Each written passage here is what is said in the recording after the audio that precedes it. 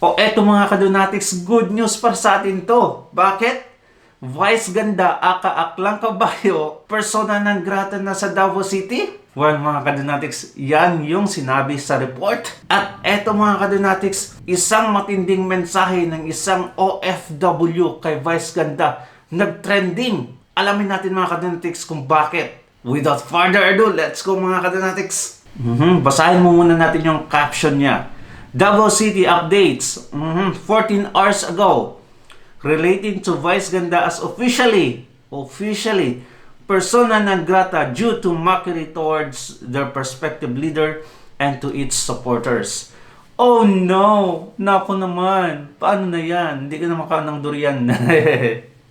Eto mga kadonatics, play natin video. Resolution condemning the statement of comedian Jose Marie Visceral, also known as Vice Ganda, for mocking former President Rodrigo Roa Duterte, thereby disrespecting the former president. Whereas the city government of Davao upholds the values of respect, courtesy, and the preservation of dignity towards all individuals, particularly public officials who have served the nation with distinction. And resolution. Yan! Yan na! Vice Ganda, paano yan? Ha? Hindi ka na makakaabot ng Davao ngayon. Ay, nako, be watchful kasi. Itong si Vice Ganda mga kadonatics, kung hindi nyo pa alam, ganyan talaga siya mag-joke. Like, for the sake of hurting others, walang pakiyan si Vice Ganda mga kadonatics.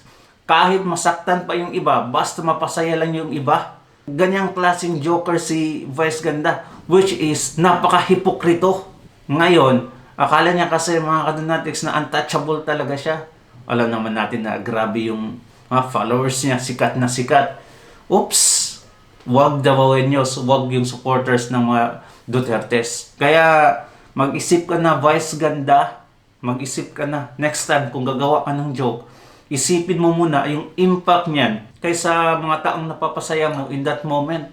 Napakitig talagang utak nitong si Vice Ganda mga kadonatics, hindi nag-iisip kung ano yung magiging impact ng kanyang mga sinasabi. Ang nangyayari kasi mga kadonatics, tinotolerate always ng kanyang mga followers ang kanyang mga ginagawa, ang kanyang mga pinagsasabi. Kundo daw is just a joke. What? A joke is a joke mga kadonatics kung walang nasasaktan. Pero itong ka Vice Ganda is totally different. At dito naman tayo mga kadonatics sa mensahe ng isang OFW.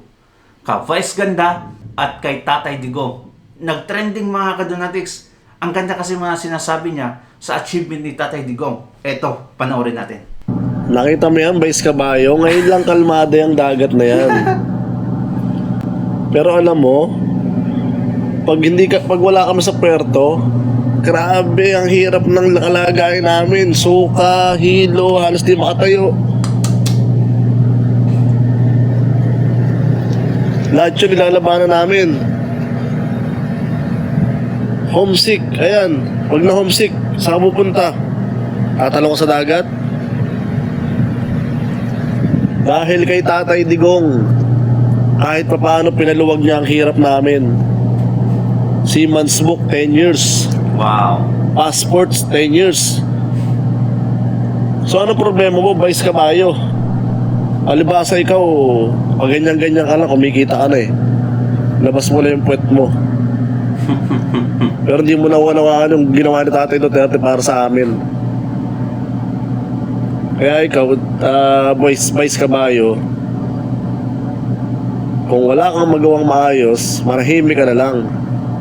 Tama.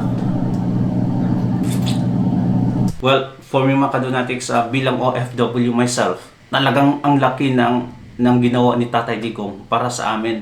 Ang impact ng kanyang mga policies mga kadonatics. Can you imagine yung one-stop na building mga kadonatics? Napakalaking tulong yun para sa mga OFW. Tapos, yung madali ang pagkuha ng mga documents, grabe yun mga kadonatics. Di ba? Isang building lang, madalian pa yung pagkuha mga kadonatics. Ha? Hindi ka na punta dito sa DFA, punta ka dun sa NBI, another street, another city, or something like that. Pro one-stop building ni Tatay Digong, grabe yun. At yung passport, at pala yung Seaman's Book nila mga kadonatics, 5 years lang yan noon eh. Uuwi sila ng Pinas or something like that mga kadonatics, ha? Para lang sa ganyan. Tapos nung dumating si Tatay Digong, iniba niya lahat. Kung hindi ka OFW, hindi mo yan maiintindihan. Kaya itong si Vice Ganda, I despise his movie mga kadonatics na Breadwinner. Kasi alam naman natin na hindi talaga niya nasa puso yung movie na yon. Hindi ko naman napanood mga kadonatics, pero base sa mga sinasabi ng iba, doon parang fini-feature yung isang OFW na breadwinner, something like that. Hindi maiintindihan to ni Vice Ganda. At eto mga kadonatics, hindi ko naman sinasabi na lahat ng OFW ay nakasuporta ka Tatay Digong. Ewan ko kung ano ang nasa isip nila, ang nasa puso nila mga kadonatics, kung bakit hindi nila na-appreciate yung mga ginagawa ni Tatay Digong sa amin at sa Pilipinas. I really don't understand mga kadonatics. It's either napakakitig yung utak nila, shallow-minded mga kadonatics. Isa pa, may addict na pamilya na nabiktima mga kadonatics. What do you think? At ito mga kadonatics, Risa Honte virus. At Vice Ganda nagsanib pwersa. Eto, panoorin ito yung video. May special ka bang mensahe para sa lahat, Hari? Tumakit lang ako dito kasi babalik din ako dun eh. Tingnan mo ang tawa ng virus, Bawal magsalita ng virus mga kadonatics, pero bahala na. Virus. May nanonood si Senator Risa ngayon. Senator Risa, nandito na. Oh my God! Paalisin pa ba namin to, Senator Risa? Huwag na, Vice! Ang galing mo na pauwi! Senator Risa, lahat ng sinabi ko last time, joke lang yun. Ay, naku, Vice. Alam natin ang diferensya ng joke at di-joke. Pero ang galing mo, Vice! Mabuhay ka.